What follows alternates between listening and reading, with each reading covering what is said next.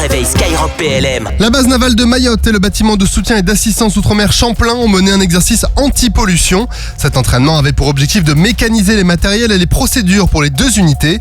Les deux équipages ont préparé pendant plusieurs semaines une manœuvre qui consistait à mettre en place un barrage anti-pollution et plusieurs matériels de traitement de la pollution. Le barrage a finalement été mis à l'eau avec succès puis positionné par le remorqueur Morse de la base navale pour encercler la pollution fictive. En plus de cette manœuvre réussie, l'exercice a permis aux militaires présents d'engranger de l'expérience dans un domaine important dans le spectre de mission de la Marine nationale. 4 observateurs mozambicains embarqués sur le Champlain ont également pu mettre en pratique la formation théorique anti-pollution qu'ils avaient reçue quelques jours plus tôt à la base navale de Port-des-Galets à La Réunion. 3 rafales français engagés dans la mission Pégase ont mené plusieurs exercices depuis l'aéroport civil de Palo en mer des Philippines. Pendant plusieurs jours, les 3 rafales ont décollé depuis l'île avec 4 F-35 américains. Ils ont participé à des missions de haute intensité et des missions en partant dans des zones situées loin dans le Pacifique. Ils ont donc participé à ces missions dont le programme était combat à vue pour travailler les manœuvres en vol, défense de zone pour renforcer les procédures RR de détection, d'identification, de classification et d'engagement, travail entre avions de 4 et 5e génération ou encore pénétration dans un territoire ennemi.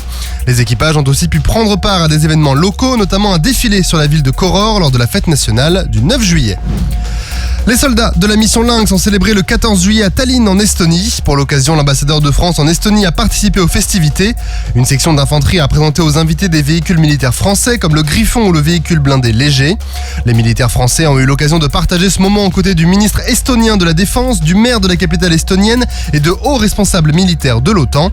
Cette célébration du 14 juillet à Tallinn a aussi mis en avant la coopération entre la France et l'Estonie dans le domaine de la défense. Ce lien fort entre les deux nations s'est vu ce vendredi avec des démonstrations de matériel.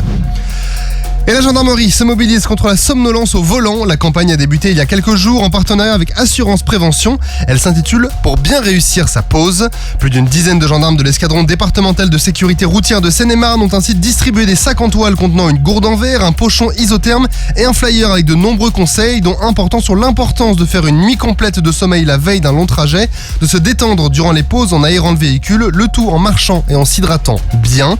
Cette campagne doit se poursuivre dans toute la France durant tout l'été. Plus de 32 000 kits vont être distribués par les militaires sur les aires de repos des autoroutes.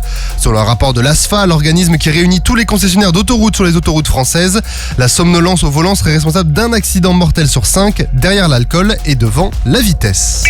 Sur terre, sur mer, comme dans les airs. Skyrock PLM, en équipe avec Uneo, la mutuelle des forces armées.